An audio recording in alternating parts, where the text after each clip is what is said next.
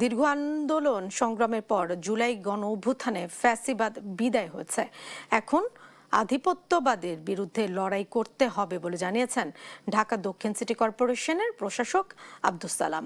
রোববার জাতীয় প্রেস ক্লাবে অসুস্থ বিএনপি নেতা মির্জা আব্বাস, নজরুল ইসলাম খান, ব্যারিস্টার রফিকুল ইসলাম মিয়া এবং বৈষম্য বিরোধী আন্দোলনের আহতদের সুস্থতা কামনায় জাতীয়তাবাদী কর্মজীবী দলের দোয়া মাহফিলে এ কথা বলছেন তিনি। বিরোধী দলকে তিনি আহ্বান জানান, এমন কোনো কাজ কর্মসূচি দিবেন না যাতে গণতন্ত্র হুমকির মুখে পড়ে। এই সরকারকে কিভাবে অপদস্থ করা যায়, কিভাবে বিতর্কিত করা যায়, এই ধরনের নানামুখী ষড়যন্ত্র আছে।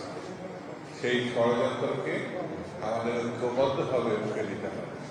দীর্ঘদিন পর ফ্যাসিবাদ বিদায় হয়েছে। আমরা আধিপত্যবাদের হাত থেকে বাংলাদেশকে রক্ষা করার একটা পর্যায়ে এসেছি। তরুণদের সাহস যদি আমরা একসাথে করতে পারি, তাহলে দীর্ঘদিনের যে গণতন্ত্র অনুপস্থিত সেই অবস্থা থেকে আমরা কাটিয়ে উঠতে পারবো।